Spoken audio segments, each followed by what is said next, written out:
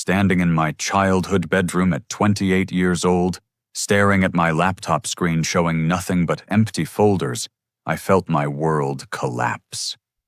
3 hours before the biggest meeting of my life, my parents had deleted my 400-page novel. My father stood behind me, arms crossed, his voice cold as winter steel. "Writers are just failed adults living in fantasy, Harry." My mother appeared in the doorway, adding the crushing blow that shattered what remained of my heart. "Your sister Jessica sells makeup and makes real money. Maybe it's time you grew up." 4 years of my life had vanished with the click of a button. But they had no idea my manuscript was already submitted and accepted for publication 2 weeks ago. The journey to this devastating moment began 6 years ago when I graduated from the University of Wisconsin with an English degree that my parents called expensive toilet paper. While my classmates landed corporate jobs or entered graduate programs, I returned to Denver and cycled through a series of soul-crushing retail positions. Target, Best Buy, Barnes, and Noble. Each paycheck barely covered my student loan payments, let alone the dream of financial independence that would allow me to write full-time. My parents, Bob and Linda, never missed an opportunity to remind me of my sister Jessica's success. She had built a thriving Mary Kay cosmetics business, earning what they claimed was 6 figures annually. Every family dinner became a showcase of Jessica's latest achievements. New car purchases, vacation photos from Cancun designer handbags that cost more than my monthly rent.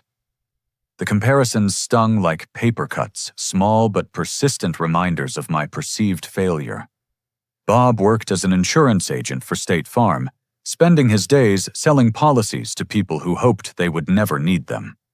Linda managed the front desk at a dental practice, scheduling appointments and processing insurance claims. They were practical people who believed in steady paychecks, retirement accounts, and the American dream of suburban stability. My writing represented everything they feared: uncertainty, impracticality, and the terrifying possibility of never achieving financial security. Despite their constant criticism, I couldn't abandon the stories burning inside my head. I developed a secret routine that became my lifeline. Every morning at 5 o'clock, I would slip out of the house and drive to a 24-hour diner called Mel's on Colfax Avenue. With a cup of coffee that cost $2 and unlimited refills, I could write for 3 hours before heading to whatever retail job currently employed me. The other customers were night shift workers, ending their day truck drivers grabbing breakfast, and insomniacs seeking the comfort of fluorescent lights and human activity. My novel, Echoes in the Static, grew slowly over 4 years of these dawn writing sessions. The story explored themes that felt achingly familiar. A young man trapped in a dysfunctional family dynamic, struggling to break free from expectations that suffocated his identity. The psychological thriller format allowed me to examine family manipulation through the lens of suspense, creating characters whose emotional wounds drove them to extraordinary actions. The breakthrough came 18 months ago, when I entered a writing contest sponsored by Writer's Digest. I submitted the first 3 chapters of Echoes in the Static with trembling hands and modest hopes.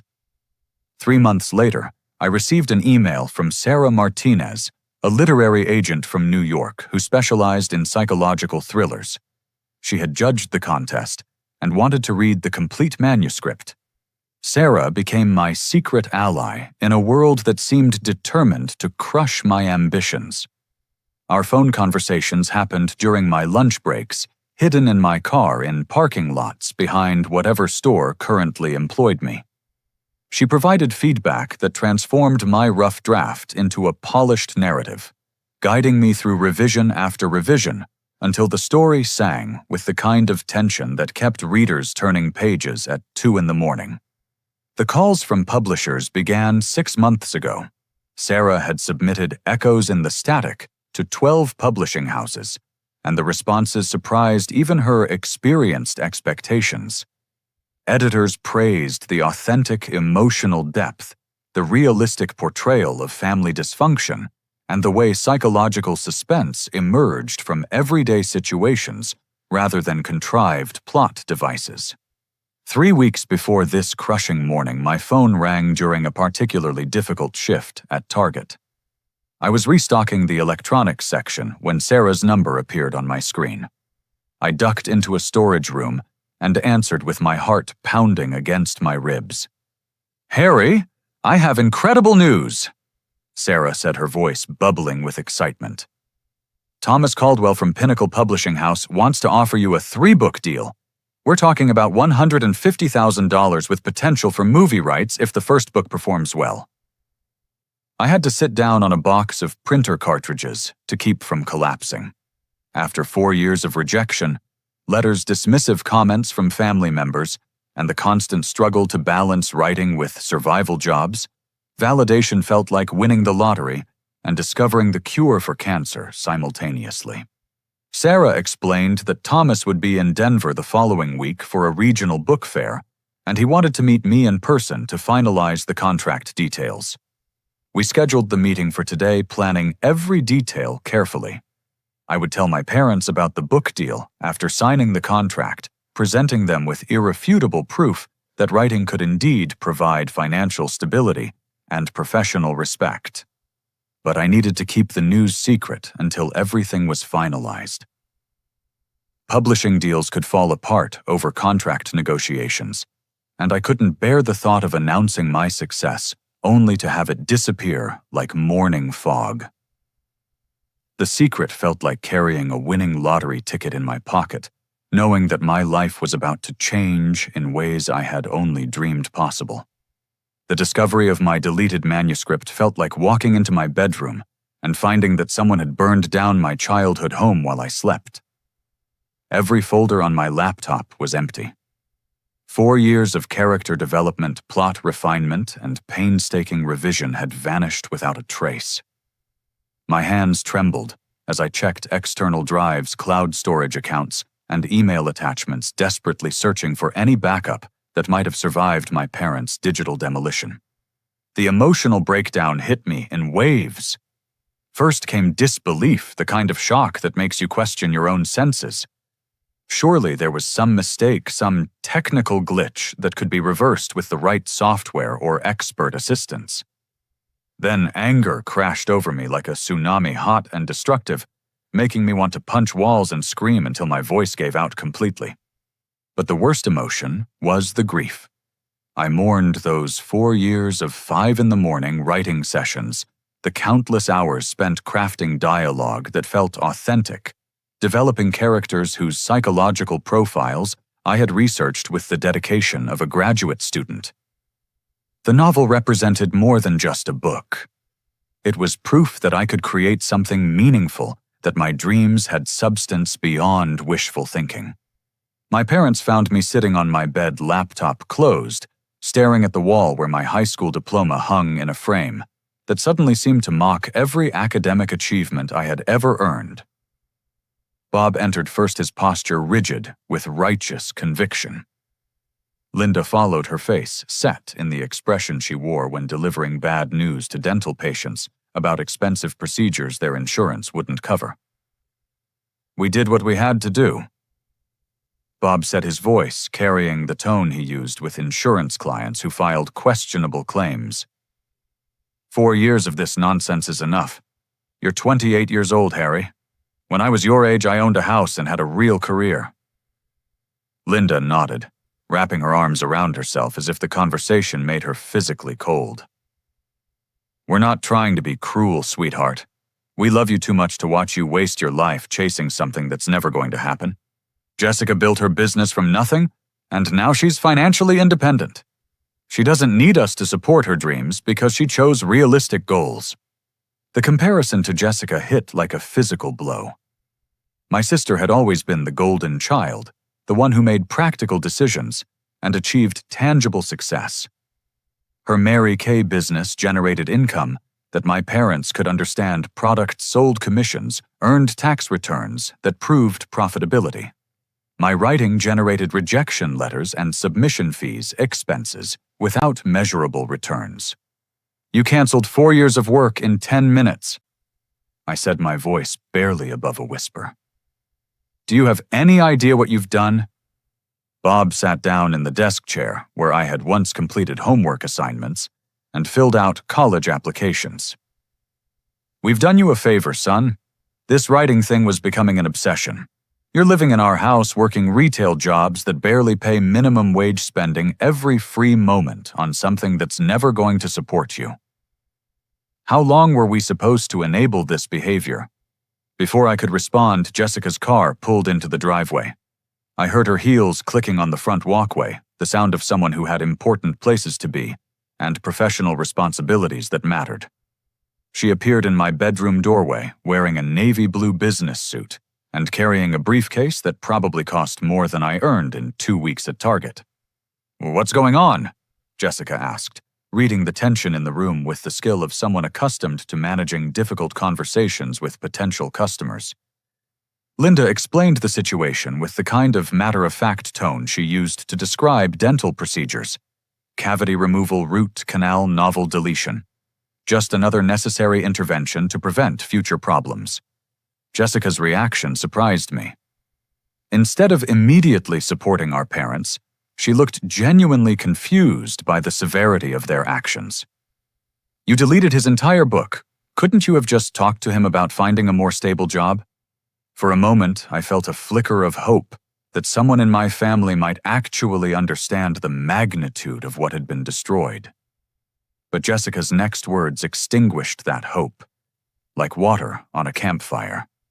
I mean, I get why you're worried about him. She continued, setting her briefcase down and smoothing her skirt. I've been carrying the weight of being the only successful child for years. It's exhausting to be the one who made responsible choices, while Harry pursued this writing hobby. Maybe now he'll finally contribute to the family, instead of being a constant source of stress. The revelation that Jessica felt burdened by my failures added another layer of pain to an already overwhelming situation. I had always assumed she was oblivious to the comparisons focused on her own success, without considering how her achievements made me look like a disappointment by contrast. Learning that she actively resented my struggles felt like discovering that my childhood memories had been entirely fabricated. Bob stood up, checking his watch with the impatience of someone who had important business to conduct. Speaking of contributing to the family, I've arranged a job interview for you at my office this afternoon. 2 o'clock sharp. Regional manager position, $45,000 a year, starting salary, full benefits package. This is your chance to prove you can handle adult responsibilities. The timing was devastating in its cruel precision. 2 o'clock was exactly when I was supposed to meet Thomas Caldwell at his hotel to sign the publishing contract that would validate 4 years of work and transform my life completely. My parents had unknowingly scheduled my surrender for the exact moment when my victory should have been celebrated. I can't make a 2 o'clock interview today, I said, trying to keep desperation out of my voice. I have other commitments. Bob's laugh contained no humor whatsoever. Other commitments? Like what, another writing workshop where they charge you money to tell you that your hobby might someday become profitable? Those days are over, Harry. The fantasy ends now.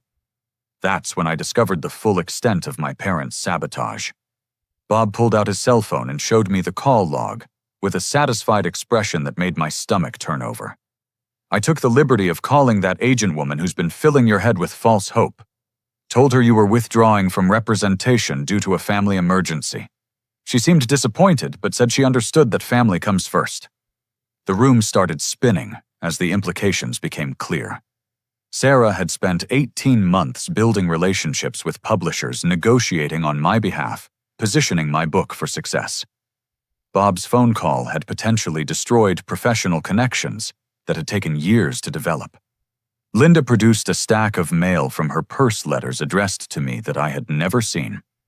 We've been intercepting correspondence from these publishing people for the past 2 months. Look at these return addresses.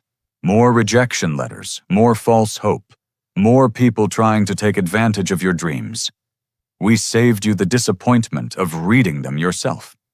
I recognized Sarah's agency letterhead among the unopened envelopes, along with official correspondence from publishing houses that had requested my manuscript.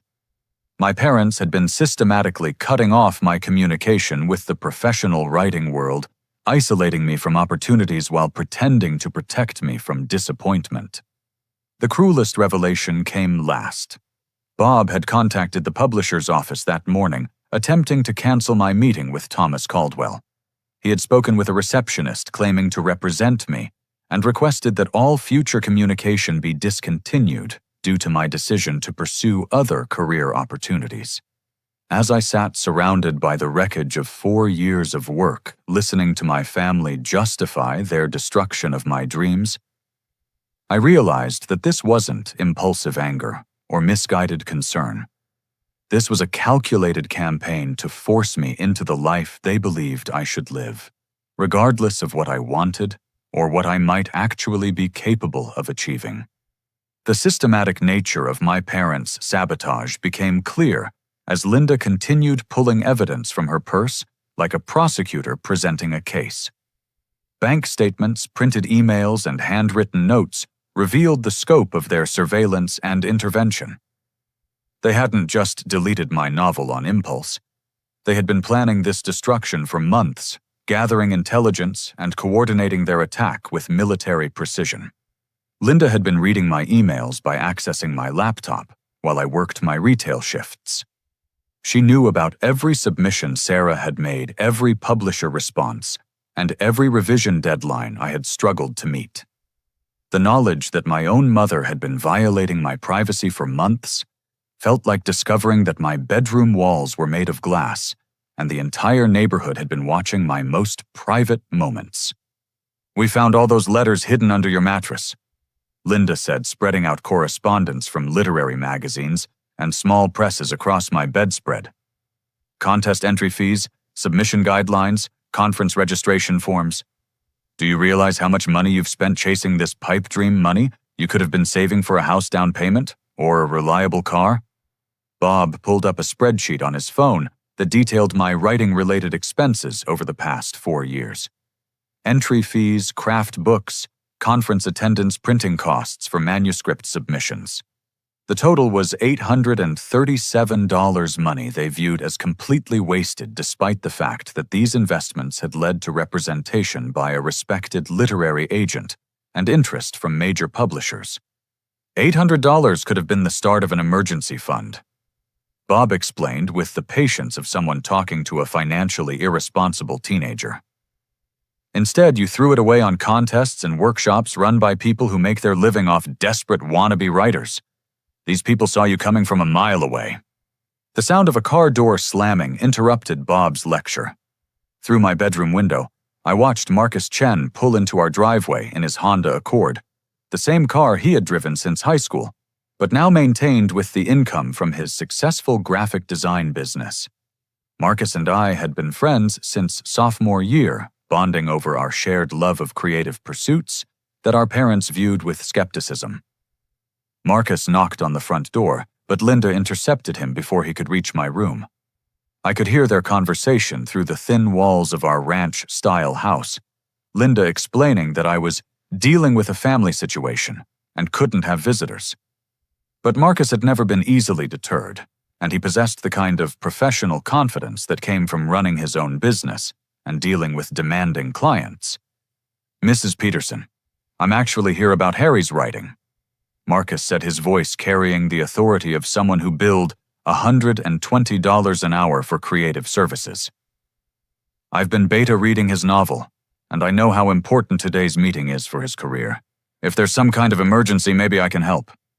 The admission that Marcus knew about my publisher meeting sent Bob into immediate damage control mode. He realized that their carefully planned intervention might not remain a private family matter, and the possibility of outside judgment clearly made him uncomfortable. Bob valued his reputation in the community, and the last thing he wanted was neighbors gossiping about the Peterson family's dysfunction. Marcus entered my bedroom with the kind of calm assessment that had made him successful in client relations. He took in the scene quickly, me sitting on the bed surrounded by scattered papers, my parents hovering like guards, and the general atmosphere of confrontation that filled the small space like smoke. "What happened to your laptop?" Marcus asked, noticing the closed computer and my defeated posture. Before I could respond, Jessica answered with the blunt efficiency she used in business presentations. Mom and Dad deleted Harry's book to snap him out of this writing fantasy. They've arranged a real job interview for him this afternoon, and it's time he started acting like an adult. Marcus's expression shifted from confusion to genuine shock. As someone who had built a career in creative fields, he understood the value of artistic work in ways that my family never could. He also knew the specific details of my publishing opportunity because I had shared the good news with him under strict promises of secrecy. "You deleted 4 years of work?" Marcus asked, his voice carefully controlled but edged with disbelief. "Do you understand what you've done? Harry has talent that professional agents recognize. This isn't a hobby anymore." Bob stepped forward, asserting his authority as the homeowner and head of the household. "I don't know what Harry's told you about his little writing project, but we're the ones who see the reality of this situation. He's 28 years old living in our house working retail jobs that don't even provide health insurance. We can't enable this delusion any longer." "It's not a delusion," Marcus said, pulling out his phone. "Harry, show them the contract details." The request revealed a problem I hadn't yet shared with Marcus. The contract information was stored in email folders that no longer existed on a laptop that had been wiped clean of every file related to my writing career. I had been so focused on keeping the publisher meeting secret that I hadn't created backup copies of the essential documents in places my parents couldn't access. "I can't show them anything," I admitted. "Everything's gone." Marcus's face went pale as he understood the implications. "The publisher meeting is in 6 hours. Thomas Caldwell is flying back to New York tomorrow. If you miss this meeting, you lose the deal." Jessica looked between Marcus and me with growing suspicion. "What publisher meeting? What deal, Harry? Have you been lying to us about something?" The question hung in the air like smoke from a house fire. My parents had destroyed my work to prevent me from chasing unrealistic dreams, but they had no idea that those dreams had already come true. The irony was so bitter I could taste it on my tongue. Bob's phone rang before I could decide how to respond. He answered with the professional tone he used for business calls, but his expression quickly shifted to confusion and then anger. When he hung up, he turned to me with suspicion that made my stomach clench with new fear. "That was someone from Pinnacle Publishing House," Bob said slowly. "They're calling to confirm your meeting this afternoon with Thomas Caldwell.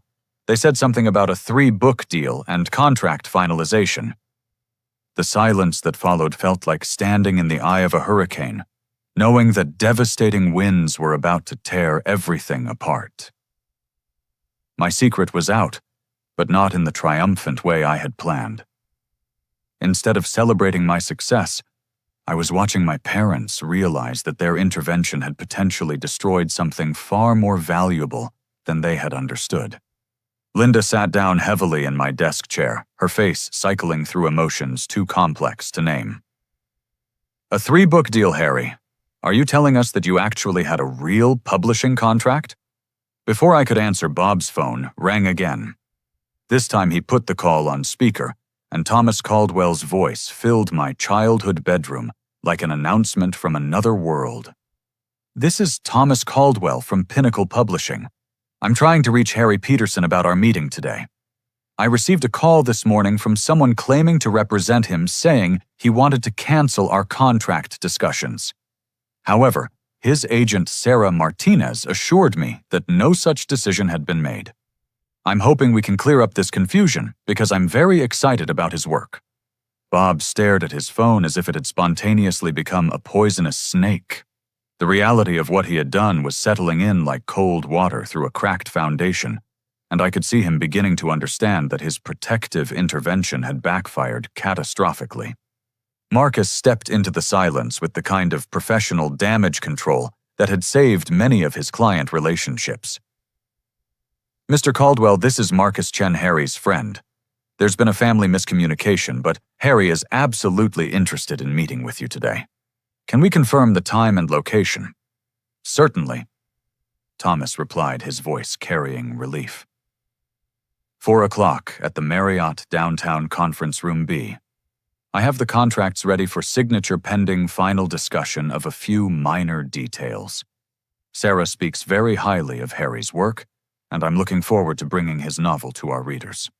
After Marcus ended the call, my bedroom felt like the aftermath of a tornado. Everyone stared at everyone else, trying to process the revelation that their reality had been turned completely upside down. I hadn't been chasing impossible dreams. I had been on the verge of achieving exactly the kind of success they claimed was fantasy. But the celebration would have to wait.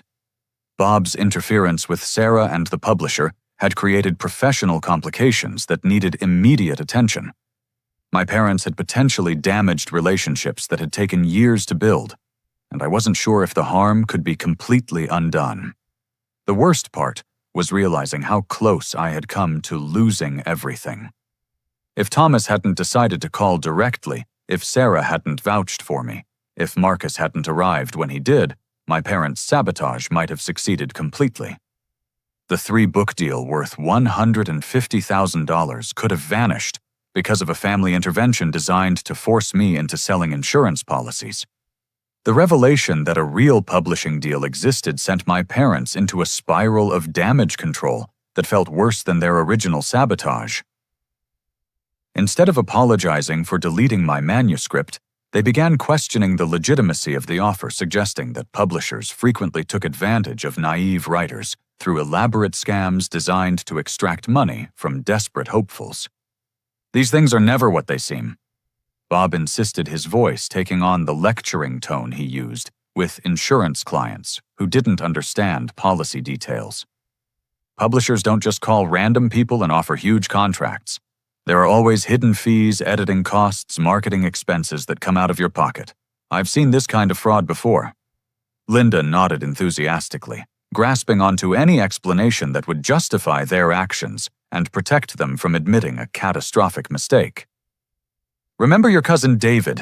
He paid $2,000 to some company that promised to publish his cookbook, and all he got was a box of poorly printed books that he couldn't sell to anyone. The comparison was insulting on multiple levels. David's vanity publishing experience had nothing in common with my situation, but my parents needed to believe that all publishing opportunities were fraudulent, rather than accept that they had destroyed something genuinely valuable. Their denial was a defense mechanism protecting their self-image as wise parents who saved their son from making a terrible mistake. Marcus tried to explain the difference between legitimate publishing houses and vanity presses, but my parents weren't interested in education that contradicted their preferred narrative. They had committed to the story that I was being manipulated by sophisticated scammers, and no amount of evidence would shake their certainty. The scope of their interference became clear as Linda produced a folder filled with intercepted mail spanning the past 8 weeks. Letters from Sarah's agency correspondence from publishers, and even a check for $2,000 from a literary magazine that had accepted one of my short stories. They had been systematically cutting off my connection to the professional writing world, while convincing themselves they were protecting me from disappointment. "This check is probably fake," Bob said, examining the magazine payment with suspicious eyes. "These scam operations send fake checks to build credibility, then ask for money back claiming it was an accounting error. Classic fraud technique." Marcus examined the check and confirmed that it was legitimate, issued by a magazine with a 40-year publishing history. But Bob dismissed his assessment, claiming that Marcus was too young and inexperienced to recognize sophisticated fraud operations. The psychological impact of seeing my parents twist reality to avoid admitting their mistake was devastating. They had trained me to doubt my own perceptions throughout my childhood, dismissing my creative interests as phases that I would eventually outgrow. Now they were applying that same gaslighting technique to a situation where objective evidence contradicted their beliefs. Jessica remained silent during most of the confrontation, but her expression revealed internal conflict that she wasn't ready to voice aloud. As someone who understood business negotiations and professional relationships, she could see the legitimacy markers that my parents were choosing to ignore. but supporting me would require admitting that she had been wrong about my potential, and that acknowledgement threatened her identity as the successful sibling. The emotional toll of fighting for my reality while my family systematically dismantled it pushed me past my breaking point. The combination of grief over my deleted manuscript rage about the systematic interference and terror that I might lose the publisher meeting created a psychological storm that left me barely functional. I can't think clearly anymore. I told Marcus, who had become my only ally, in a room full of people determined to rewrite history. How am I supposed to go into a business meeting when my own family has spent the morning convincing me that nothing I believe about my life is real? Marcus suggested we leave the house and go somewhere quiet where I could process the situation without constant contradictions from my parents. But Bob blocked the doorway, asserting his authority as homeowner and demanding that I attend the insurance company interview instead of pursuing what he called this publishing house nonsense. If you walk out that door to chase this fantasy, don't bother coming back. Bob threatened, his voice carrying the kind of finality that had ended many arguments during my childhood. We've supported your writing hobby long enough. It's time to choose between family and delusion. The ultimatum was designed to force submission through fear of abandonment, a tactic my parents had used successfully throughout my adolescence. But at 28 years old, with professional validation waiting 4 miles away at a downtown hotel, the threat felt more liberating than frightening. Linda tried a gentler approach sitting on my bed and speaking with the tone she used to comfort dental patients facing painful procedures. Sweetheart, we love you too much to watch you get hurt by people who are taking advantage of your dreams. Come with us to the insurance interview. If this publishing thing is real, it will still be real next week. The suggestion revealed complete ignorance about how publishing contracts worked. Thomas Caldwell was in Denver for 1 day, returning to New York tomorrow morning. The contract had specific deadline requirements, and missing today's meeting would signal unprofessionalism that could easily result in a withdrawn offer. Marcus tried explaining the time-sensitive nature of publishing negotiations, but my parents had shifted into protective mode that blocked all information contradicting their preferred interpretation of events. They had decided I was being manipulated, and every piece of evidence supporting the deal's legitimacy was reframed as proof of how sophisticated the scammers had become. The most painful moment came when Jessica finally spoke her voice, carrying the disappointment of someone whose expectations had been systematically crushed. Harry, I've been telling people that my brother is finally growing up and getting serious about his career. If you embarrass the family by chasing this publishing fantasy, how am I supposed to explain that to my clients and friends? Her words revealed that she had already announced my transition away from writing to her professional network, positioning herself as the sibling who had successfully convinced her irresponsible brother to pursue realistic goals. My success would force her to admit that her business contacts that she had misjudged the situation, potentially damaging her reputation as someone who made sound assessments. The layers of family dysfunction that my novel had explored fictionally were playing out in real time in my childhood bedroom. Parents who believed they knew better than their adult children, siblings competing for limited approval and manipulation, disguised as love. The irony that my book deal validated the psychological insights that my family was determined to suppress felt like discovering that I had been living inside my own story without realizing it. Bob's phone buzzed with a text message that changed his expression from stubborn certainty to confused uncertainty. He read the message twice before speaking his voice, lacking its usual conviction. The regional manager at my office just texted me. He says the interview this afternoon has been moved to next week because the hiring committee needs to review more applications. The 2 o'clock slot isn't available anymore. The timing felt like divine intervention, removing the direct scheduling conflict between my parents' plan and my publisher meeting.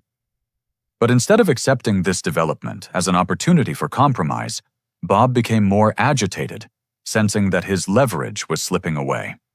"Fine," Bob said, his voice tight with frustration. "If you're determined to humiliate yourself by chasing this scam, go ahead. But when these people ask you for money when the contract turns out to be fake, when you realize you've been played by professionals who exploit desperate writers, don't come crying to us for sympathy." Linda stood up from my bed with the rigid posture of someone who had made a difficult decision. "We're going to visit your Aunt Carol for the rest of the day. When we come back tonight, we'll discuss your living situation and what kind of financial support we're willing to provide for someone who refuses to accept reality." The threat was clear: pursue the publisher meeting and face potential homelessness, or abandon my dreams and retain family support. They were forcing me to choose between my artistic identity and my safety net, betting that fear would triumph over ambition. As my parents prepared to leave, Linda paused in the doorway with one final attempt at emotional manipulation. "I hope you understand that we're doing this because we love you, not because we want to hurt you. Sometimes love means protecting people from their own worst impulses even when they hate you for it." The statement encapsulated everything toxic about their approach to parenting. They had convinced themselves that sabotaging my career was an act of love, allowing them to maintain their self-image as caring parents, while systematically destroying my chances for independence and success. After they left, the house felt like a crime scene where something precious had been murdered. Marcus and I sat in the aftermath of the confrontation, trying to assess the damage and determine whether anything could be salvaged from the wreckage. "Your parents just threatened to kick you out for pursuing a legitimate career opportunity," Marcus observed, his voice filled with disbelief. "Do you realize how insane that is?" I did realize it, but understanding the dysfunction didn't make it less devastating. These were the people who had raised me, who claimed to love me more than anyone else in the world. Their willingness to destroy my dreams to maintain control revealed depths of selfishness that I hadn't wanted to acknowledge. The publisher meeting was still possible, but everything else in my life had been destabilized. My family relationships, my housing situation, and my emotional foundation had all been damaged potentially beyond repair. Victory in my professional life might come at the cost of losing my personal support system entirely. Sitting in the wreckage of my childhood bedroom, surrounded by scattered mail and deleted dreams, I realized that my parents had inadvertently given me the greatest gift possible: absolute clarity about who I needed to become. Their ultimatum had stripped away every safety net, every excuse, and every reason to compromise my authentic self for their approval. Marcus closed my laptop and turned to face me with the kind of direct honesty that had made him successful in business. "Harry, you have 3 hours to decide who you want to be for the rest of your life. Are you going to be the person who lets family fear control your destiny, or are you going to fight for what you've already earned?" The question cut through months of self-doubt and years of internalized criticism. I had spent so much energy trying to prove my worth to people who had already decided I was failure that I had forgotten to believe in my own achievements. A respected literary agent had chosen to represent me. A major publishing house wanted to offer me a 3-book contract. These weren't opinions or family assessments. They were objective professional validations of my work. "I'm going to that meeting." I said the words carrying more conviction than I had felt about anything in years. "Even if it costs me my family, even if I have to start over with nothing, I'm going to sign that contract." Marcus smiled with the satisfaction of someone whose faith in a friend had been vindicated. "Good. Now let's figure out how to make sure you're prepared for the most important business meeting of your life." The first challenge was recovering from the emotional devastation of the morning's confrontation. I needed to transform from a beaten-down son into a confident author, within 3 hours presenting myself as someone worthy of a significant publishing investment. Marcus suggested we leave the house entirely, creating physical distance from the scene of sabotage. We drove to a coffee shop in downtown Denver, that catered to business professionals and freelance workers. The environment was sophisticated enough to help me shift into a professional mindset, but casual enough that I wouldn't feel overdressed in the suit my parents had bought for the insurance interview. Marcus ordered us both large coffees and found a quiet corner table where we could plan my presentation strategy.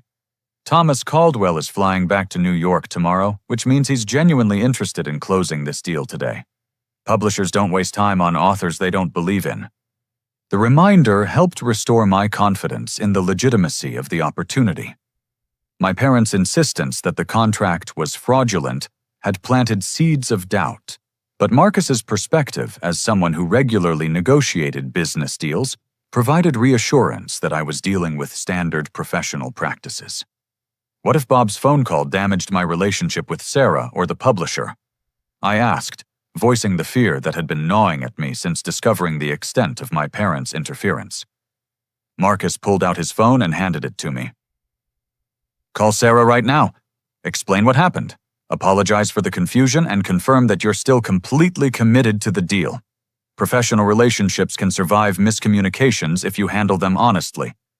Calling Sarah felt like stepping off a cliff, not knowing whether I would land safely or crash into the rocks below.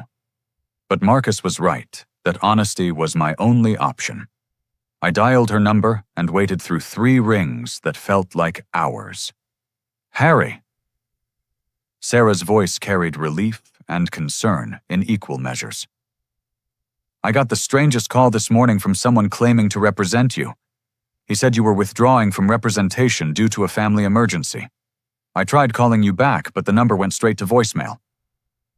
I explained the situation as concisely as possible, outlining my parents' sabotage without dwelling on the emotional trauma. Sarah listened without interruption, occasionally making small sounds of sympathy and disbelief. Family dynamics can be complicated when creative careers are involved, Sarah said after I finished my explanation. I've seen parents who think they're protecting their children by discouraging artistic pursuits.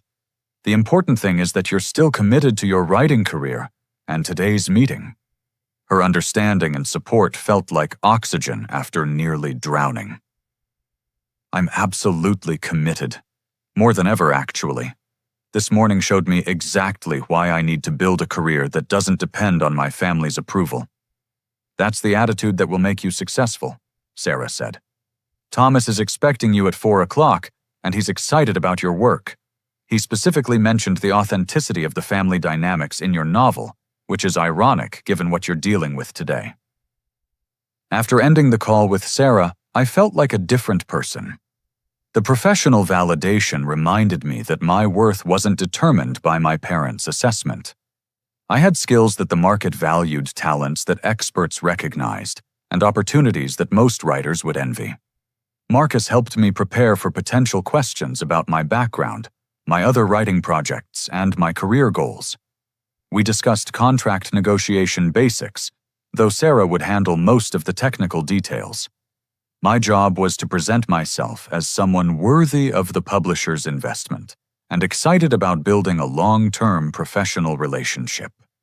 The suit my parents had bought for the insurance interview fit perfectly a detail that felt like cosmic justice. I would use their weapon against my dreams as armor for my victory. The irony was so perfect that it almost made me laugh despite the emotional devastation of the morning. At 3:15, Marcus drove me to the Marriott downtown.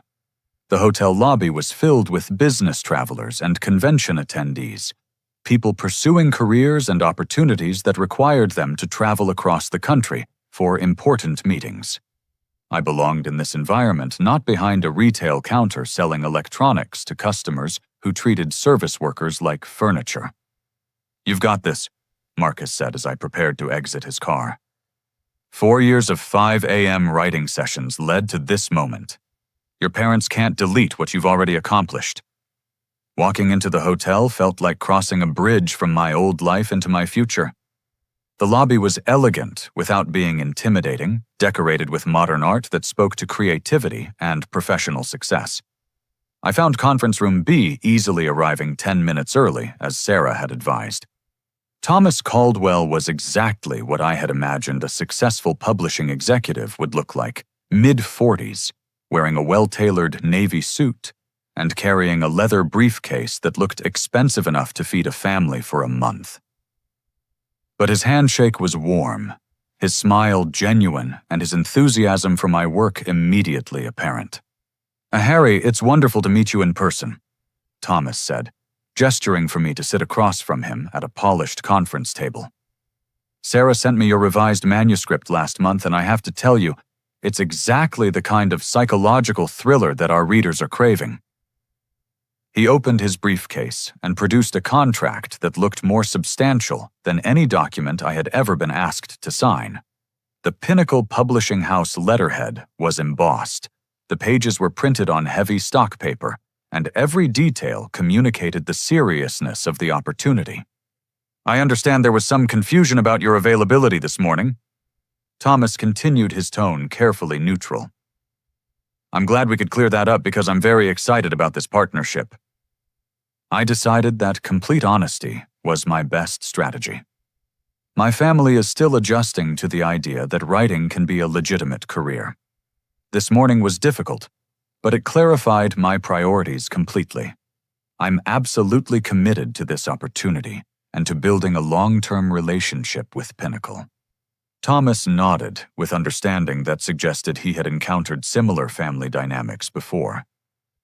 Publishing attracts people who are willing to work hard for uncertain rewards, and that commitment isn't always understood by people outside the industry. What matters is that you're here now, ready to move forward with your career. The contract details were more generous than I had dared to hope. 3 books over 5 years advance payments totaling $150,000 and royalty rates that would provide substantial income if the books sold well. There were also provisions for movie rights, foreign translations, and audiobook production. This is life-changing, I said, trying to keep my voice steady as I reviewed the terms. "I can't thank you enough for believing in my work." Thomas smiled with the satisfaction of someone who enjoyed discovering new talent. "I've been in this business for 15 years, and I know authentic voices when I encounter them. Your novel captures family dysfunction with psychological insight that most authors spend decades developing. We're not just investing in one book, we're investing in your potential for a significant literary career." Signing the contract felt like claiming my identity as a professional writer, rather than someone who merely hoped to become one someday.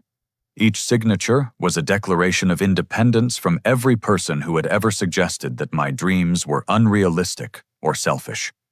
When the paperwork was complete, Thomas shook my hand again and handed me a business card with his direct contact information. "Sarah will coordinate the publication timeline and marketing strategy, but I want you to know that you can reach me directly if you have questions or concerns. We're partners now, and I'm invested in your success." Walking out of the hotel with a signed publishing contract in my briefcase felt like emerging from a cave into brilliant sunlight. The weight of 4 years' rejection letters, family criticism, and financial uncertainty had been replaced by professional validation and financial security that would allow me to write full-time. Marcus was waiting in the hotel bar, nursing a Coke and checking his phone. When he saw my expression, his face broke into a grin that lit up the entire room. "Let me guess," Marcus said, standing to shake my hand. "You're now officially a published author. 3 book deal advance payments, movie rights, the whole package." I confirmed, still barely believing the words were true. "I'm actually going to make a living as a writer." Marcus insisted on buying dinner to celebrate. But first we had to address the elephant in the room, my parents' ultimatum and my uncertain housing situation. The contract provided financial security, but it would take weeks for the first advance payment to arrive, and I needed somewhere to live in the meantime. "You can stay at my place until you find an apartment," Marcus offered without hesitation. "I've got a spare room, and honestly, it'll be fun having a real author as a roommate." The offer solved my immediate practical problem and provided emotional support during what was likely to be a difficult transition period. My family relationships were damaged, possibly beyond repair, but my future was secure in ways that I had barely dared to imagine. Returning to my parents' house with a signed publishing contract felt like entering a battlefield where I now possessed superior weapons. The psychological dynamic had shifted completely. I was no longer a failed adult child seeking approval, but a professional author with legitimate career prospects and financial independence within reach. Marcus insisted on accompanying me, recognizing that my parents might attempt further sabotage or emotional manipulation if I faced them alone. His presence provided witness protection against gaslighting and moral support during what was certain to be a difficult confrontation. Bob and Linda's car was parked in the driveway when we arrived, indicating that their visit to Aunt Carol had ended earlier than announced. Through the living room window, I could see them sitting on the couch with Jessica, their heads bent together in intense conversation that probably involved strategies for handling my rebellion against their authority. I knocked on the front door despite having lived in the house for 2 years, a symbolic gesture acknowledging that my relationship with my parents had fundamentally changed. Linda answered with the cautious expression she wore when dealing with potentially difficult dental patients. "Harry, sweetheart, we need to talk," Linda said, her voice carrying forced calm that couldn't hide underlying tension. "Please come sit down so we can discuss this situation rationally." Marcus and I entered the living room where my family had assembled like a tribunal, preparing to deliver judgment. Bob sat in his recliner with arms crossed. Jessica occupied one end of the couch with her business materials spread across the coffee table, and Linda gestured for me to sit in the chair opposite them. "We've been talking about this publishing business." Bob began, his tone suggesting that he had prepared talking points during my absence. "We did some research online, and we're more convinced than ever that you're being targeted by sophisticated scammers." Linda nodded enthusiastically, producing printed pages from various websites that warned about publishing fraud. "Look at these articles about vanity presses and fake agents who take advantage of amateur writers. The patterns match exactly what you're describing." Their research was impressively thorough but completely misdirected. They had found legitimate warnings about publishing scams and applied them to my situation with Pinnacle Publishing House, a respected company with decades of industry credibility. Their determination to prove fraud revealed desperation to avoid admitting their catastrophic mistake. Jessica looked uncomfortable with her parents' conspiracy theories, but seemed committed to supporting their position. "Harry, I called my friend Rachel, who works in marketing. She says that legitimate publishers never cold call unknown writers with massive contracts. The whole thing sounds too good to be true." The misunderstanding revealed how little my family understood about publishing industry practices. Sarah hadn't cold called me. I had submitted my work to a contest that she judged. The contract wasn't unsolicited. It was the result of 18 months of professional relationship building and manuscript development. "I have something to show you," I said, pulling the signed contract from my briefcase. "This is the 3-book deal with Pinnacle Publishing House. It's real, it's legitimate, and it's already signed." The sight of official legal documents printed on corporate letterhead created immediate silence in the room. Bob took the contract and examined it with the careful attention he applied to insurance policies, looking for loopholes or suspicious language that would support his fraud theory. "This could still be fake," Bob insisted, though his voice lacked its previous conviction. "Anyone can print official-looking documents. The real test is whether they actually send money or just ask for fees up front." Marcus stepped forward with his phone, pulling up Pinnacle Publishing House's website and showing my family the company's roster of successful authors, recent bestsellers, and industry awards. The evidence of legitimacy was overwhelming, but my parents continued grasping for alternative explanations that would validate their sabotage. Even if this company is real, the contract could still be fraudulent. Linda suggested, her desperation becoming more apparent. "Identity theft is very sophisticated these days. Someone could be impersonating this publisher to steal your personal information." The suggestion was so far-fetched that Jessica finally spoke up with the kind of practical assessment that had made her successful in business. "Mom, this is getting ridiculous. Harry has a real contract with a real publisher. We need to accept that we might have been wrong about his writing career." Bob turned on Jessica with surprising anger, apparently viewing her rational assessment as betrayal of family solidarity. "Don't tell me you're falling for this nonsense too. We're trying to protect your brother from making a life-destroying mistake, and you're undermining our efforts." "I'm not undermining anything," Jessica replied, her voice taking on the firm tone she used with difficult customers. "I'm pointing out that our assumptions about Harry's writing might have been incorrect. This contract looks legitimate, and maybe we should be celebrating instead of trying to prove it's fake." The admission that I might have been right about my career prospects created visible distress for my parents. Their identity as wise protectors who saved their son from disaster was crumbling, replaced by the uncomfortable reality that they had sabotaged genuine success. Linda tried one final emotional appeal, her voice breaking with what appeared to be genuine distress. "Harry, sweetheart, even if this opportunity is real, writing is such an uncertain career. What happens if your books don't sell? What happens if the publisher drops you after one book? We just want you to have security and stability." The concern might have been touching if it hadn't come immediately after they had deleted 4 years of my work and threatened to make me homeless for pursuing my dreams. Their sudden interest in my welfare felt like manipulation designed to maintain control rather than genuine love for my happiness.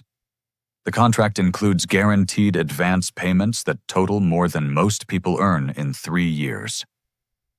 I explained, trying to keep my voice patient despite my anger. "This isn't uncertainty. It's the most financial security I've ever had in my life." Bob's final attempt at maintaining authority involved questioning my competence to make major life decisions. "You're 28 years old with no experience in contract negotiations or business dealings. How do you know you're not signing away rights that could be worth millions if your books become successful?" Marcus had been silent during most of the confrontation, but Bob's condescension finally prompted him to speak up. "Harry has professional representation by a respected literary agent who specializes in publishing contracts. Sarah Martinez has been negotiating these deals for over a decade. She's protecting his interests far better than family members who tried to sabotage his career." The blunt assessment hit my parents like cold water, forcing them to confront the reality of their behavior from an outsider's perspective. They had presented themselves as loving protectors, but an objective observer saw them as obstacles to their son's success.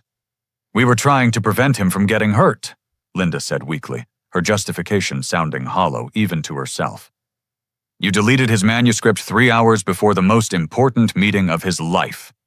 Marcus replied, his voice carrying the kind of professional authority that my parents couldn't dismiss. "That's not protection. That's sabotage." The conversation had reached a turning point where my parents could no longer maintain their narrative of wise intervention. The evidence of their mistake was overwhelming, and continued denial would require abandoning all connection to reality. Bob sat in silence for several minutes, staring at the contract in his hands. When he finally spoke, his voice carried defeat rather than anger. "I don't understand how this happened. We thought we were helping."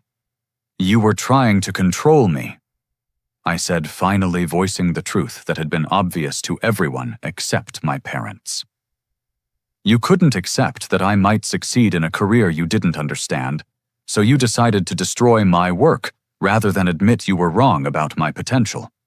The accusation created uncomfortable silence as my parents struggled with the implications of their behavior. They had convinced themselves that love justified sabotage, but external perspective revealed their actions as selfish and destructive. Jessica broke the silence with an observation that surprised everyone in the room. "Harry, I owe you an apology. I've been resenting you for not being financially successful, but I didn't realize you actually were building a real career. I've been jealous of the freedom you had to pursue your dreams, while I felt pressured to be the responsible child." Her honesty opened a door for genuine family healing that had seemed impossible an hour earlier. The recognition that we had all been trapped by roles and expectations that limited our authentic selves created space for more honest relationships. "I don't need apologies," I said, surprised by my own lack of bitterness.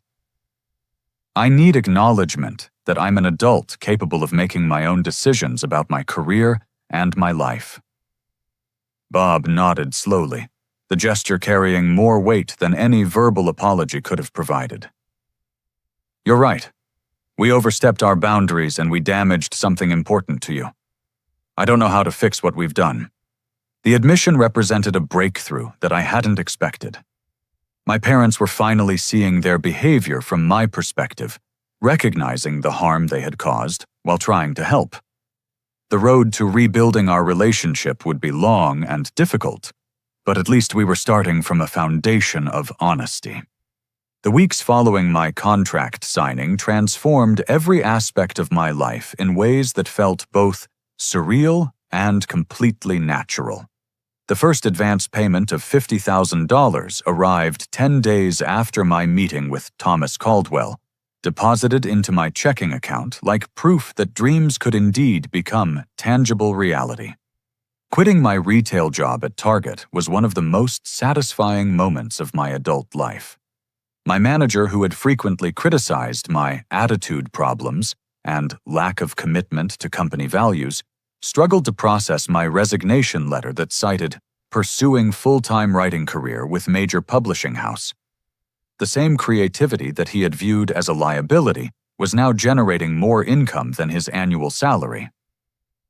Finding an apartment took 2 weeks of searching through Denver's competitive rental market, but I finally secured a one-bedroom unit in Capitol Hill that felt like a palace compared to my childhood bedroom. The space included a dedicated office where I could write without interruption, symbolic of my transition from secret morning sessions to professional daily practice. My relationship with my parents required careful reconstruction that began with Bob returning my savings account money with interest and a written apology for accessing my funds without permission. Linda volunteered to help me furnish my new apartment, her way of acknowledging that my independence was permanent rather than a temporary rebellion. She could wait out. The most challenging family healing involved Jessica, whose confession about her own financial struggles had revealed depths of dysfunction that extended far beyond my writing career. Her Mary Kay business was indeed failing with inventory debt that threatened her marriage and credit rating. The image of success that had been used to shame me for years was largely fabricated, maintained through credit cards and family loans that she had hidden from everyone. "I've been living in terror that someone would discover I wasn't really successful," Jessica admitted during one of our coffee shop conversations. "When Mom and Dad kept comparing you to me, I felt like I had to maintain this perfect image while secretly falling apart." Her honesty helped me understand that we had both been trapped by family expectations, though in different ways.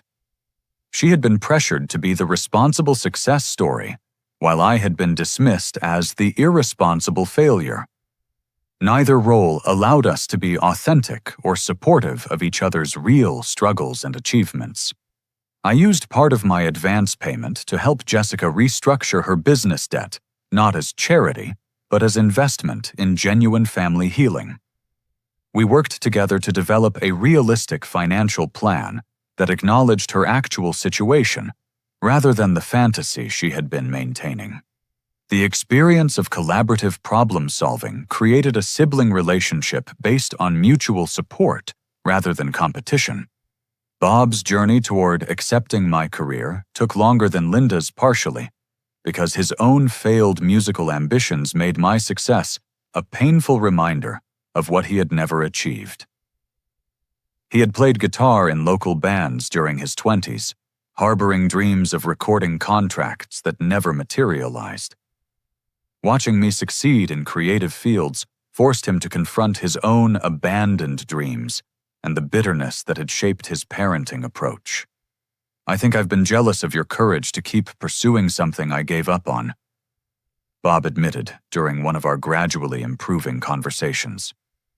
"When you kept writing despite all the criticism, it reminded me that I had chosen safety over passion, and that made me angry in ways I didn't understand." His emotional honesty created space for genuine forgiveness that I hadn't thought possible during the darkest moments of our conflict.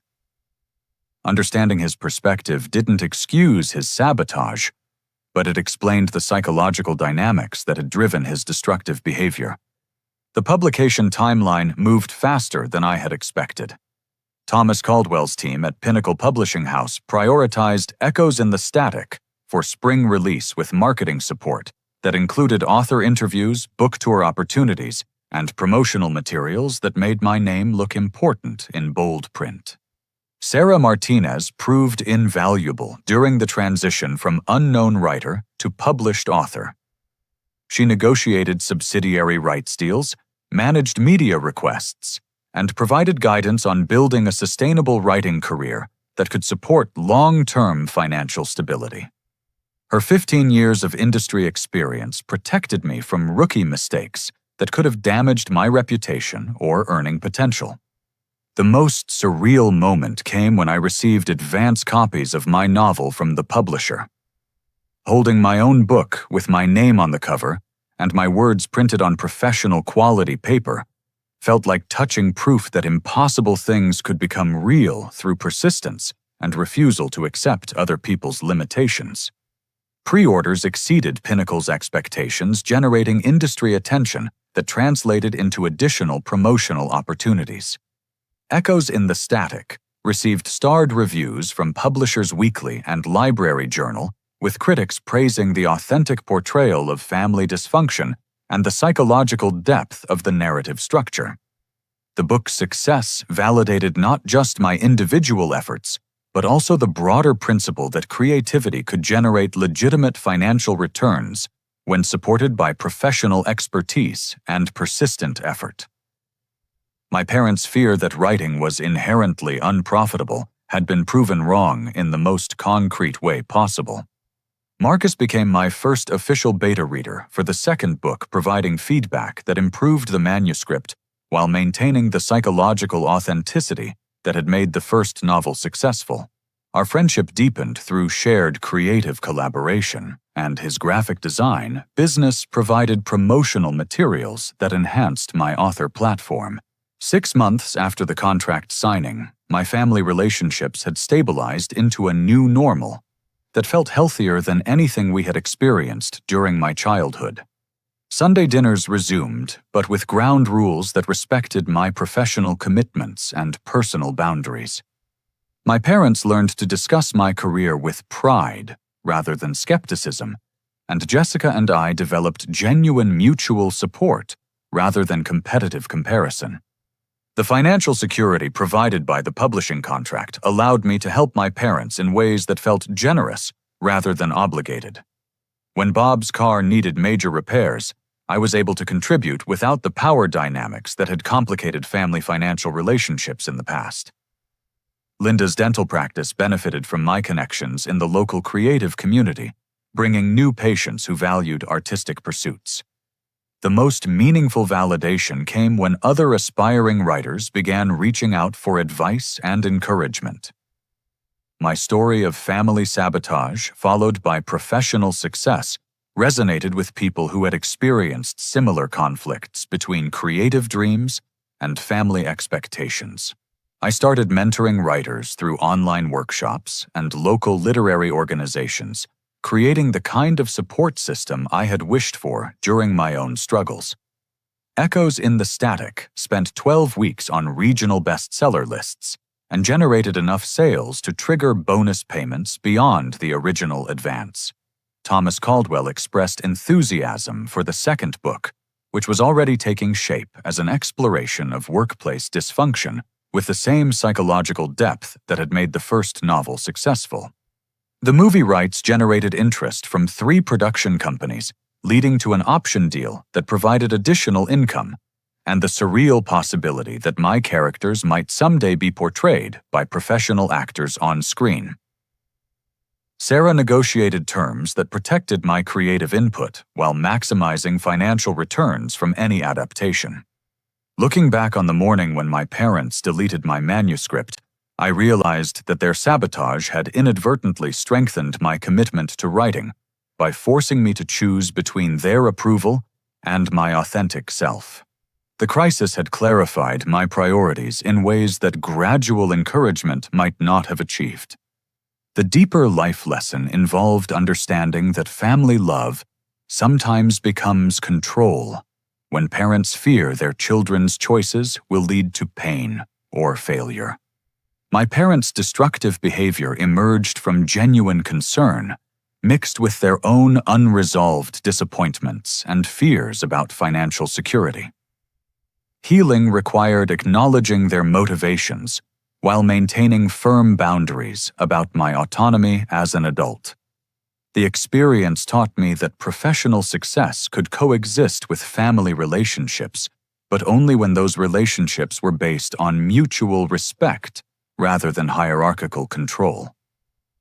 My parents had to learn to trust my judgment about my own life, while I had to learn to forgive their mistakes without allowing past hurt to poison future interactions.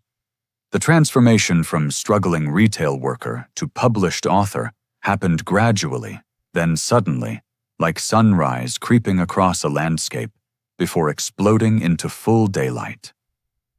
The 4 years of 5 a.m. writing sessions had prepared me for success, but I hadn't been prepared for the way achievement would change, not just my bank account, but my entire sense of identity and possibility. As I write this conclusion, sitting in my home office with advance copies of my second book stacked on my desk, and contracts for the third book under review, I'm reminded that the most important victory wasn't financial or professional recognition. The real triumph was claiming my right to pursue dreams that other people didn't understand, maintaining hope when external circumstances suggested my efforts were futile, and refusing to accept other people's limitations as my own destiny.